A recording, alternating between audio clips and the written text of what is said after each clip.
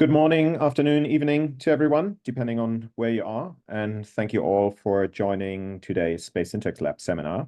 We're delighted to welcome Dr. Francesca Froy, who will be presenting her new book, Rebuilding Urban Complexity, a Configurational Approach to Post-Industrial Cities, recently published by Routledge. And Francesca is a lecturer on the Masters in Sustainable Urban Development at the University of Oxford and a fellow of the Kellogg College. She completed her PhD here in the Space Syntax Lab in 2021 and is an associate consultant at the spin-off Space Syntax Limited. She also holds positions as an honorary lecturer at the Bartlett School of Planning and as a senior research fellow at the Bartlett School of Architecture. Her research and teaching focuses on two key areas: urban morphology and the spatial organization of cities, as well as evolutionary economic geography, particularly the factors influencing economic diversification and complexity in urban contexts. And her work has been widely published across various academic journals. And her latest book, which she will introduce today, brings a configurational perspective to understanding post-industrial urban transformations. Before we begin, feel free to share any questions in the chat. We will gather them and address them during the Q&A at the very end. And with this, I'm very much looking forward to today's seminar. Francesca, over to you. Well, thank you, Kimon, and thank you very much for everybody who's joined. It's a real pleasure to be able to talk about my new book to an audience that's familiar with space syntax, actually, and network theory.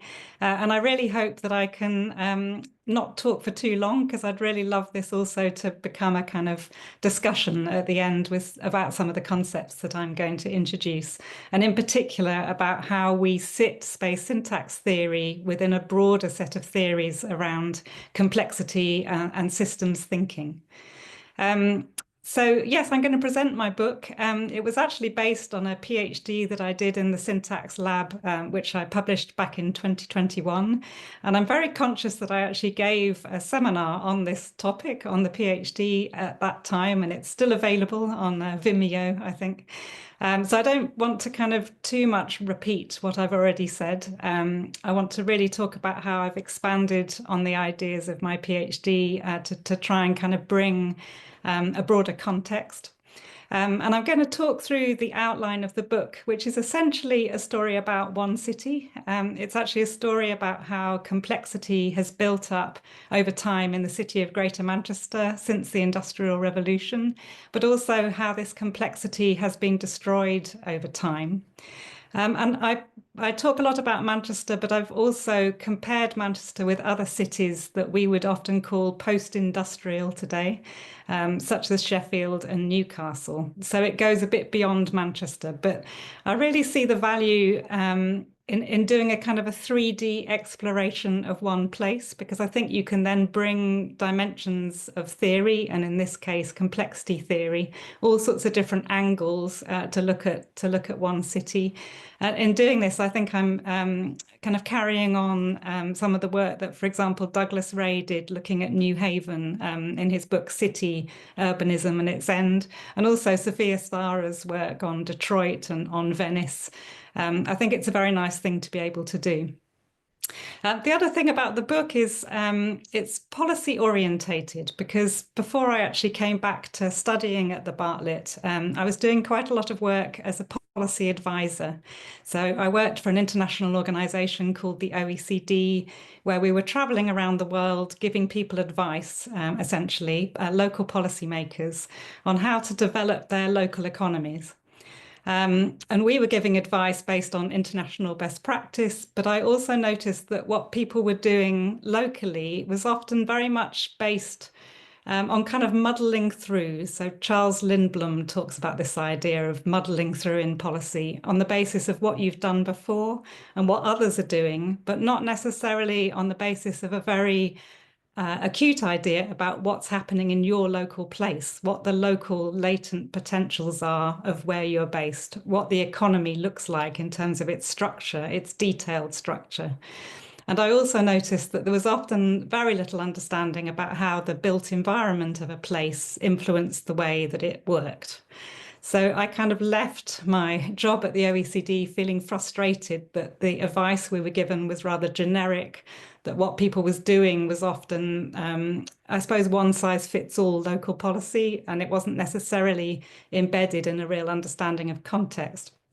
So when I came back to do my PhD, I wanted to actually move away from the policy interface. I was influenced by people like Jane Jacobs, people like Bill Hillier, who were looking at how cities evolve on their own terms, far from what policy is doing. But at the same time, I wanted to try and understand how to then feed back to policy so that actually we can understand how policymakers can work best in situations of complexity. So not saying that a laissez-faire approach is best, but actually saying that if in the context of urban complexity, these are the sorts of things that you could be doing, and these are the sorts of ways that you can take advantage of the potentials that already exist in your local place. So that's just a brief introduction to why I did the book. And this is kind of what the book looks like in terms of how it's arranged. So it's a three-part book. I start off by talking about why we need to focus on urban complexity. I then talk about parts and wholes in terms of how cities work. In part two, I talk about how cities evolve and branch over time, but also how complexity can be destroyed through policy. And then in the third part, I talk a bit more broadly about cities as systems of systems. And then I finish with some policy recommendations. And I know we often say that we should avoid giving direct recommendations as part of academic investigations. But as I said, I found it quite useful to come back, to sort of circle back to policy at the end of my academic investigation.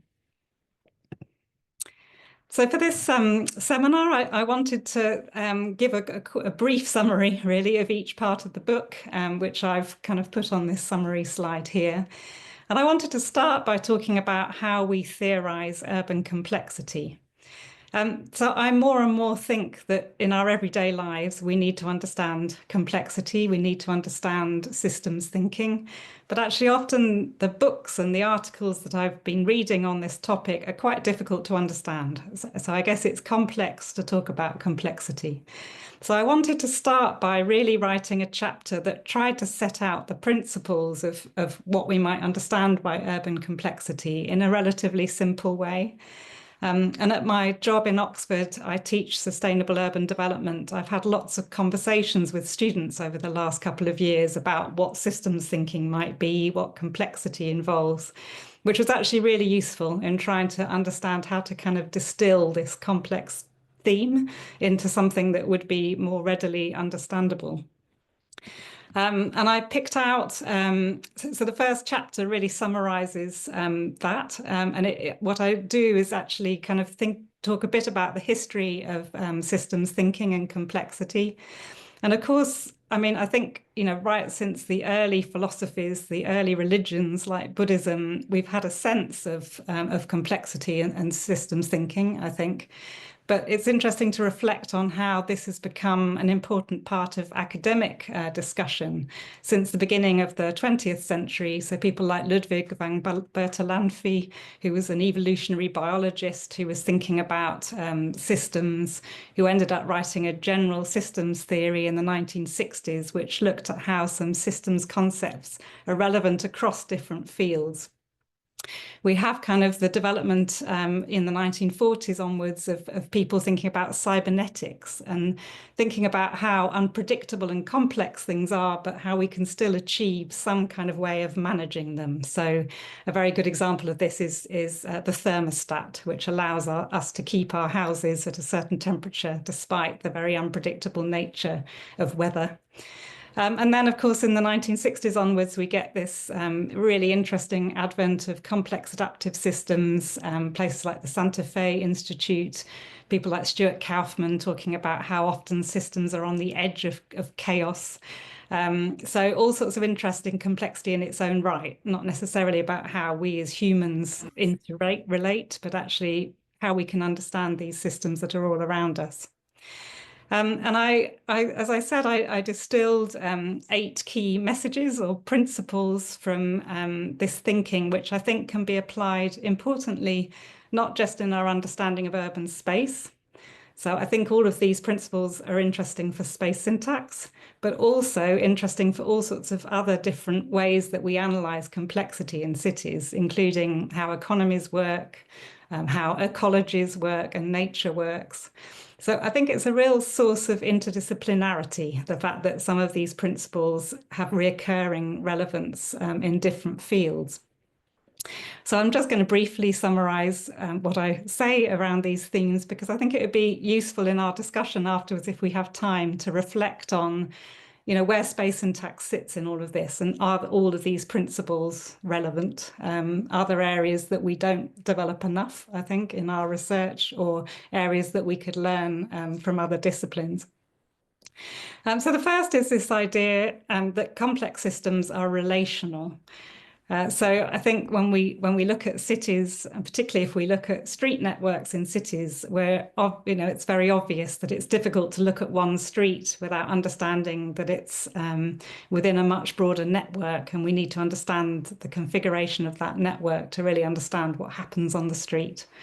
But of course, this is, something that's talked about by all sorts of different people who are theorizing cities. And of course, Jane Jacobs famously talked about how cities are examples of organized complexity when she was looking in the 1960s at what kind of problems cities are. So this idea that we can't really understand cities unless we see that they're relational things. But also, interestingly, one of the themes in systems thinking in complexity science is the idea that not all relations are equal. So we have to start thinking about topology. We have to start thinking that there are privileged parts of systems, and actually that we need to understand this in order to understand each local part, how it relates to all the others. And I think it's interesting that we have this parallel rise in the 20th century of network theory, of graph theory, thinking about how we use graph analysis to understand relational systems. I think there's a lot of overlap between network thinking, systems thinking, complexity thinking. And of course, what's interesting then is not just to understand relational systems and perhaps the configuration or the topology of those systems, but to really think about how that means that when you're looking at something like a city, that the whole is bigger than the sum of its parts. So again, famously, when Jane Jacobs talks about organized complexity, she's interested in how all the different factors that are interrelated in cities come together to create an organic whole. And I've really enjoyed sort of thinking about trying to find ways of talking about systems theory to my students, drawing on the ideas of Donella Meadows about part-whole relationships. So she was working, she worked for MIT for about 30 years exploring systems, and she died quite young, but after her death, her colleagues put together a systems thinking primer, which is a really lovely way of accessing some of these ideas if you haven't read it before. And she talks about how a system like a city is a set of things, people, cells, molecules, or whatever, that's interconnected in such a way that they produce their own behavior over time. And she goes on to give a kind of, I suppose, a set of criteria for how we might understand a complex system. So she asks, how can we know whether we're looking at a system or just a bunch of stuff? Saying, can you identify parts? Do the parts affect each other? And do they together produce an effect that is different from the effects of each part on its own? So again, this part-whole relationship, and whether the effect, this behavior over time, persists in a variety of circumstances. So there's a sense that complex systems are enduring, that they have some kind of underlying self-organization. And this is my kind of sort of next key principle is this idea that complex systems and cities kind of arise through processes of emergence and of self-organization. And I think in space syntax, we're very familiar with the ideas of, of Bill Hillier talking about how cities, organic cities, emerge on the basis of local rules. This wonderful idea of the Vaucluse villages, that they could actually emerge into these very livable forms on the basis of very individual building decisions. But this idea that you can get complex structure from just the realization of local rules is common across all sorts of different complexity theories. So it's something we look at within economic complexity, something that's very much understood within biology and within biological and ecological analyses of systems. So the idea is that, with an energy source, that you actually have these processes of emergence, that order can arrive autopoietically as opposed to being planned or designed, which I think is really important when we think about the evolution of cities. And actually, this idea of part-whole relations and also self-organization is very key to how we distinguish between systems which might be complicated and systems that might be seen as complex. So back in 2009, the OECD did an interesting global science forum, and they gave quite a nice distinction between a complicated system you might imagine to be a car, where you have thousands of parts, but they're all related to each other in known kind of cause and effect relationships, so that we can understand how the car works through engineering analysis.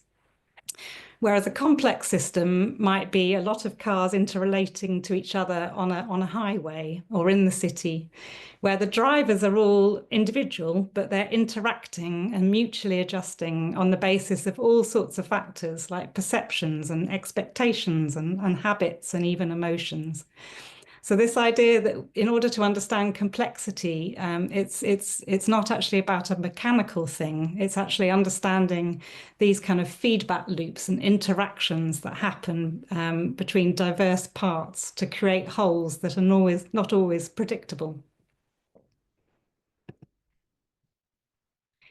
An interesting idea, which is common across systems theories and complexity, is the idea that systems have hierarchy.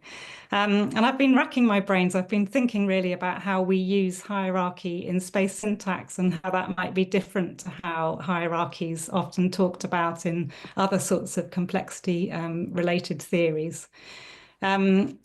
So it's interesting when you look at networks in particular, that it's not the case that you have wholes with lots of individual parts, but generally systems have a kind of intermediate layer, a kind of a layer of stable intermediate kind of forms. So if you can imagine, this might be a city which is actually with all the dots in the network being kind of communities. And generally, networks do have kind of communities of nodes that are more interrelated to each other than they are to the rest of the network. So you get this sort of breakdown into communities, which, for example, Herbert A. Simon talked about as being a key dimension of the architecture of complexity. And actually, what's interesting also when we think about systems and the fact that they have hierarchy is that we can also decide about where we want to look in terms of boundaries and in terms of the kind of levels of organization that we're interested in. So in my case, looking at economies, often you see that economies kind of break down in a way into economic communities which interrelate with each other. You can actually explore the economic community, you can explore the whole urban economy, you can go down to explore individual sectors and niches within a community. So one of the things that you see quite often in systems thinking is this idea that we need to identify the appropriate level of organization that we want to go in to look at a system to develop meaningful insight. And again, I think that's interesting when you come back to space syntax, we often have to decide where to put the boundary, don't we, on the system. And that's related to the fact that many or most systems are open. So again, it's difficult to talk about a city just as a kind of self-contained entity. It's obviously very much related to everything that's around it. And within the street system, you're very aware that it's linked to much broader national and international networks. It's the same with economies. It's the same with ecologies. So this idea of kind of open systems, and also the idea that if we get the boundary wrong, because of the openness of systems, sometimes this affects the way that we actually achieve what we're looking to get out of a situation. So I've quoted a few times, actually, someone called James J. Kay, who's written a really nice book about ecosystems. And he pointed out, for example, that when the Aswan Dam was being designed in the Nile Delta, there was a sort of boundary problem because it was designed in order to produce electricity. But because the people who were designing it didn't think about the downstream area of the Nile River, where farmers had been benefiting from the flooding of the Nile River in the past, so they didn't need fertilizers. Once the dam was there, they suddenly did need fertilizers, which actually pushed up energy costs.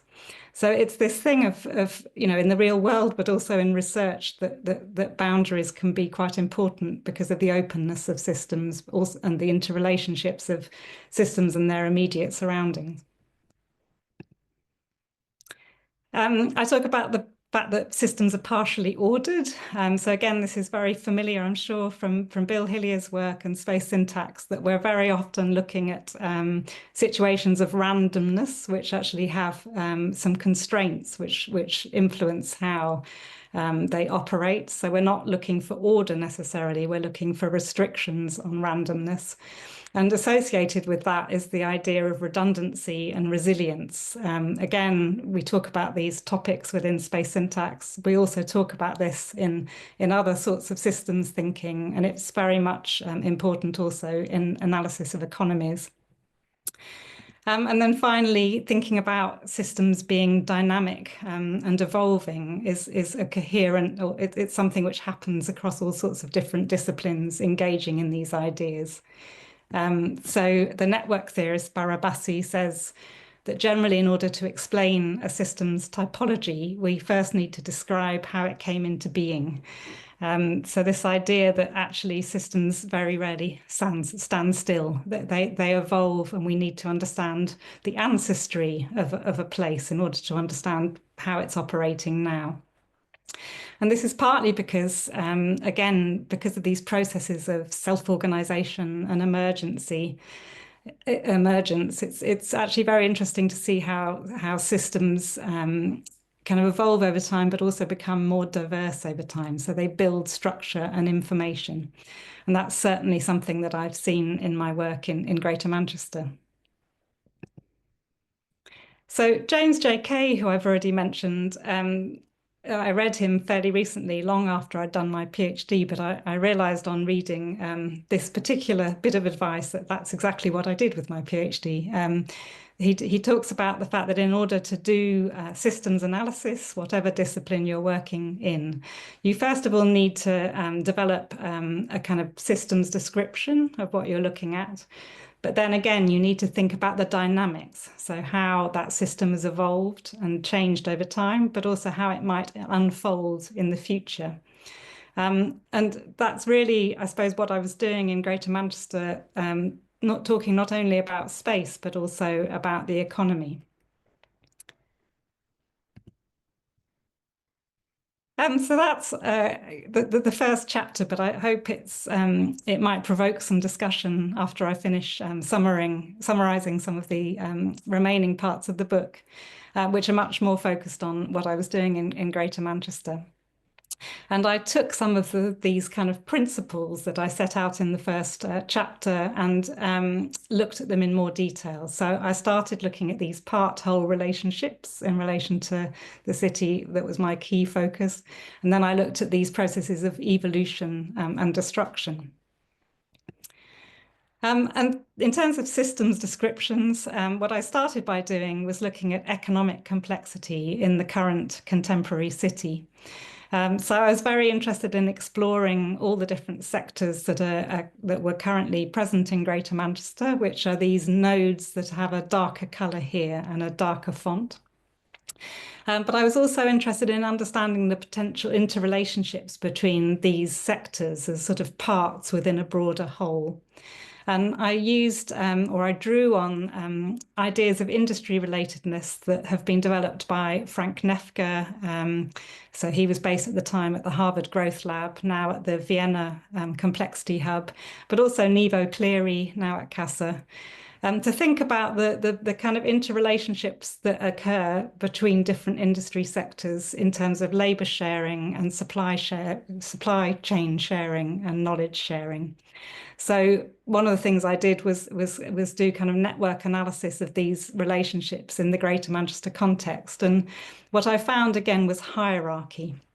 So, for example, if you see this network diagram here, so this is all about kind of the potential for industries to be sharing skills and knowledge and labour. And you see that there's a kind of a community in the bottom left-hand corner of knowledge-based industries, and the Greater Manchester policymakers are very keen on developing that part of the economy.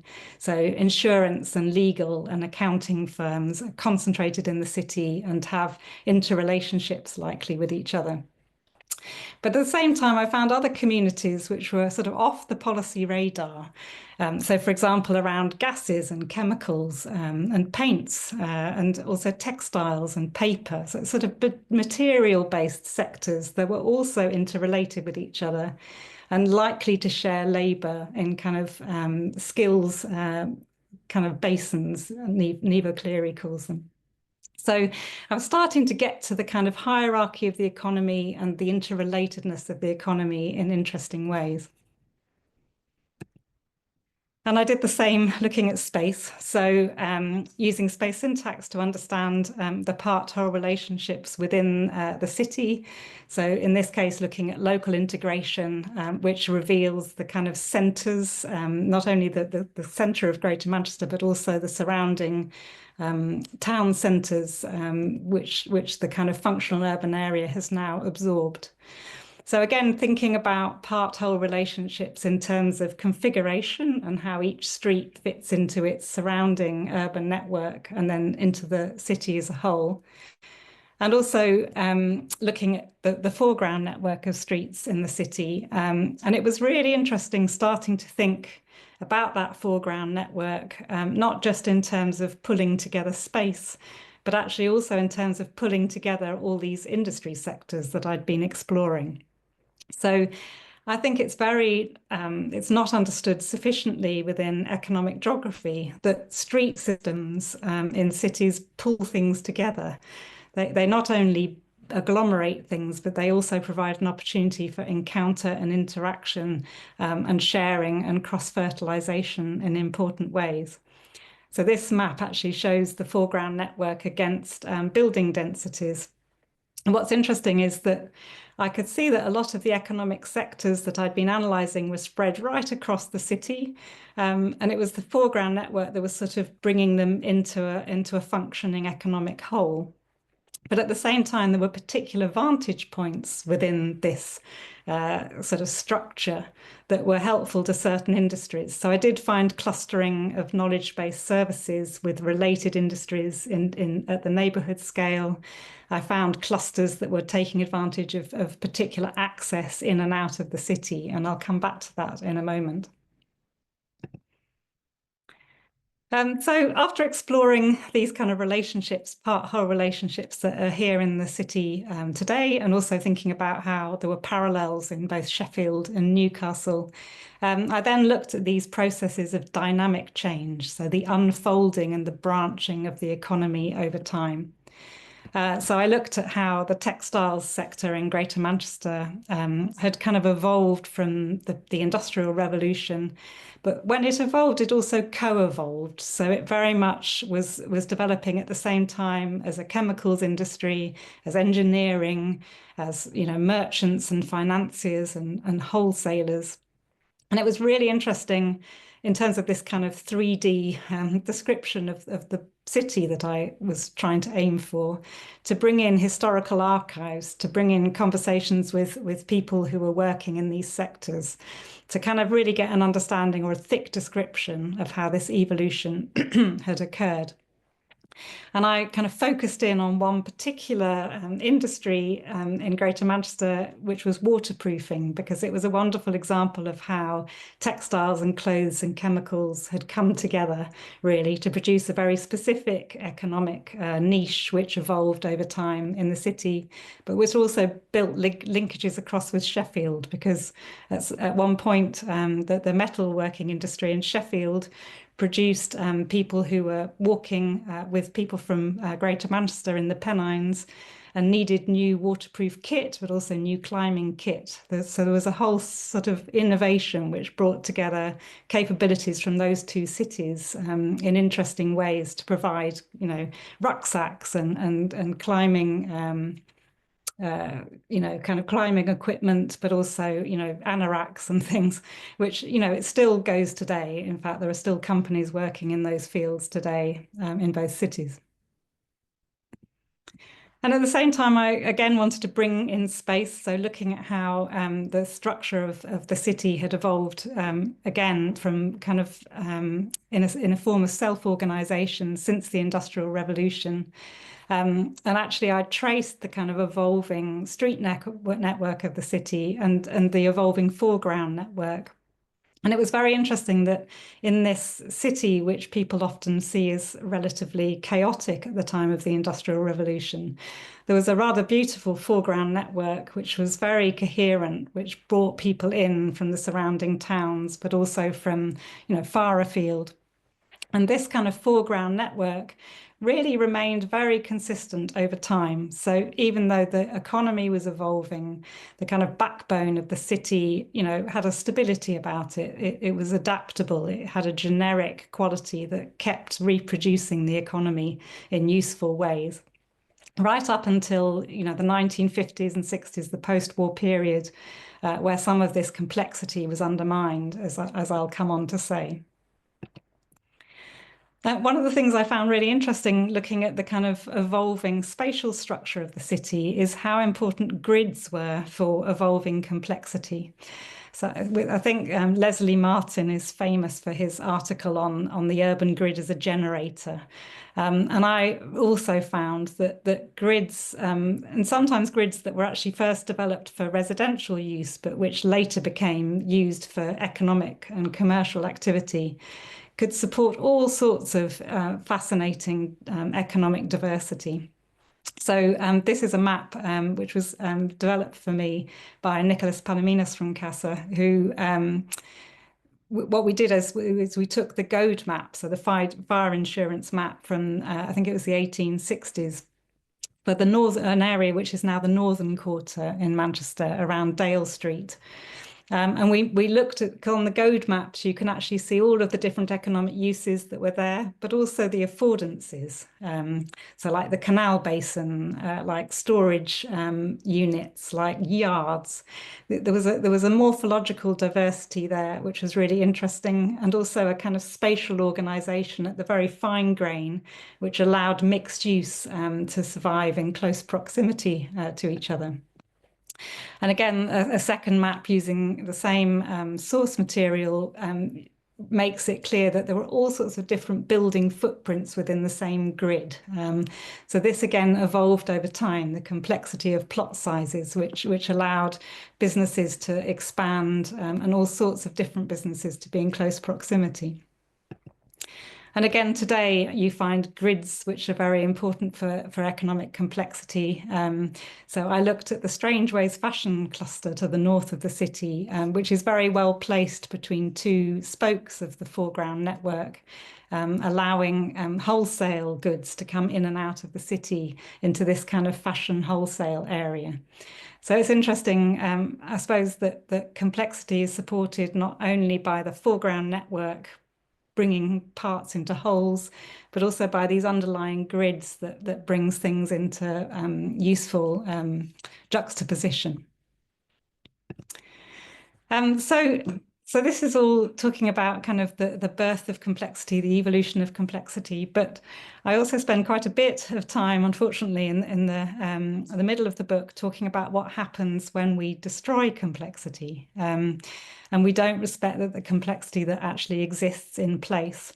And I saw a very similar story in Manchester as in Sheffield and Newcastle, that during the kind of time of kind of industrial decline, so starting in the 50s, 60s, 70s, the manufacturing decline that happened in these cities, which in a way was very difficult to stop because it was partly because of international competition, was compounded. The problem of this was compounded by decisions to actually kind of reinvent the spatial structure of these cities. So you talk, somebody in one of the kind of key figures in all of this in Newcastle talked about the desire to abolish the past and manufacture a new future. And this was, using some of these kind of post-war planning ideas, like ring roads, like buildings being placed in open space, wholesale destruction of parts of the urban grain. And I'm afraid it really makes me think of the quote, Jane Jacobs' famous quote about the fact that the problem with paternalists, and I think she means here planners, is that they want to make impossibly profound changes and they choose impossibly superficial means for doing so. So ring roads are a key thing that were put in place slowly over time, actually in Manchester, but also in Sheffield and in Newcastle. And I think we're still living with the impact of those ring roads today.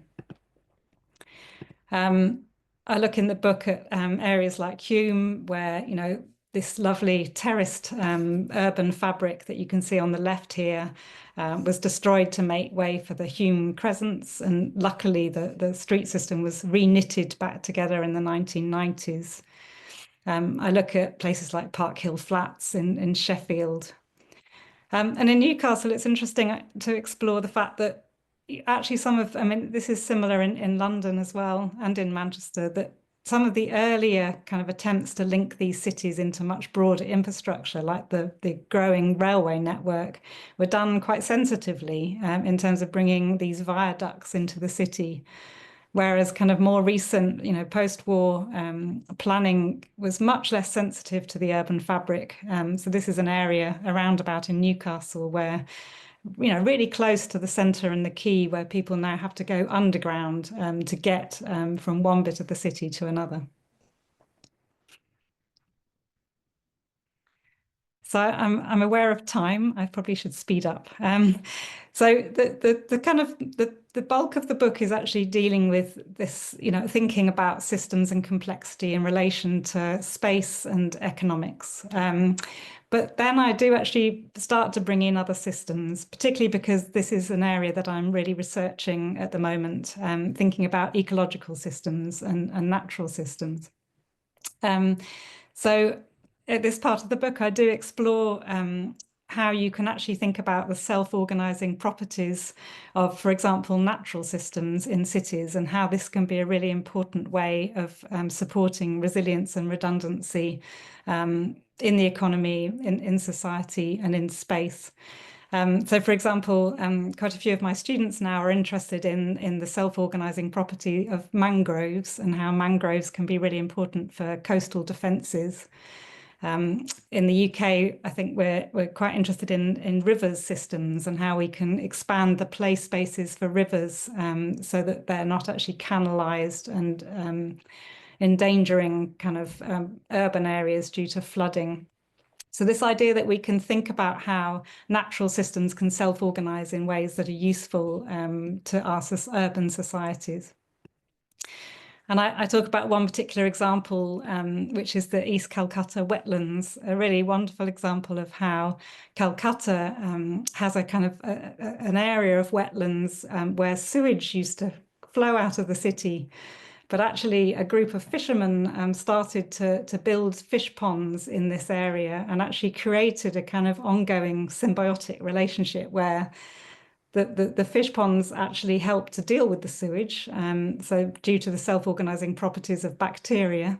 But at the same time, that provided fertilizers for local agriculture. It also provided natural habitat protection. So it's now a Ramsar site, a wetland site of international importance. So it's actually self-organizing to provide all sorts of urban infrastructure services in a way.